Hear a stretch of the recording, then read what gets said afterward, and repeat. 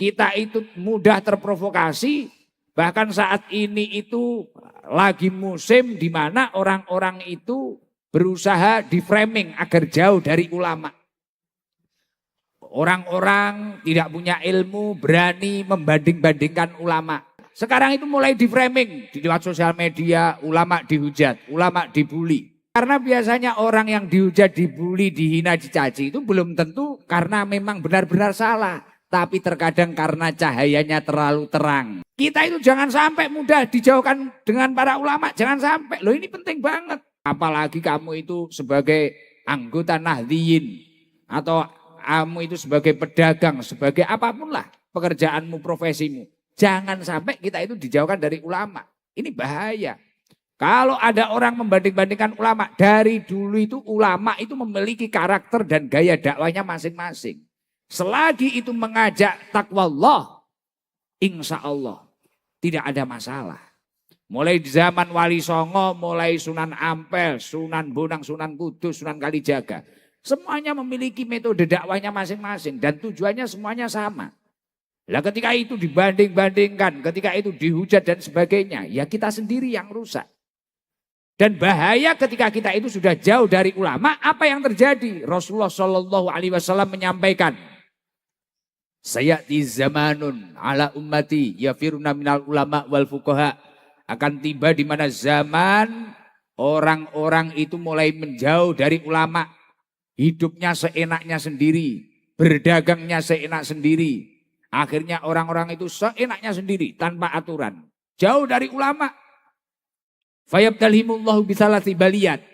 Maka ketika orang itu sudah jauh dari ulama, ulamanya Allah, Allah akan menurunkan 3 bala. 3 bala itu apa saja?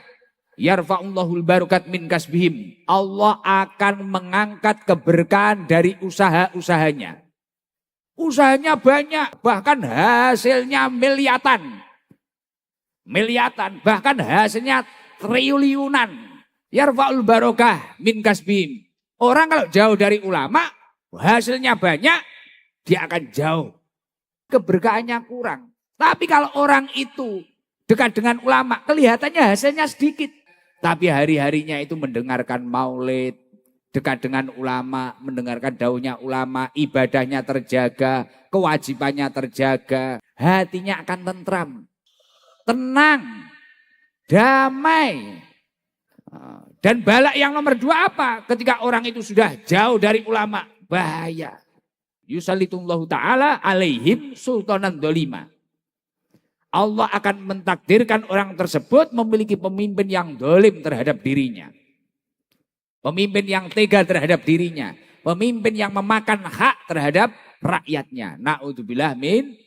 Makanya kalau ingin suatu daerah atau bahkan suatu negara ini baik-baik saja, seharusnya kita istiqomah mengawal para ulama, menderekkan para ulama, dan kemudian kita beribadah dengan khusyuk, dengan istiqomah.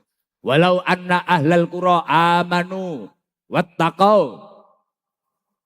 Jika suatu daerah atau suatu negara ini istiqomah menjaga keimanannya, menguatkan ketakwaannya, la fatahna alaihim barokatin minas sama'i wal ard. Allah akan menurunkan barokah dari langitnya Allah, menumbuhkan barokah dari buminya Allah.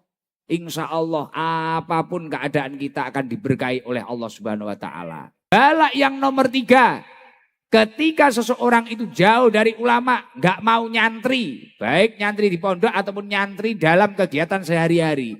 Na'udzubillah min dalik, yahrujuna minad dunya bighairi iman. Orang tersebut akan keluar meninggalkan dunia ini dengan tanpa iman. Na'udzubillah min.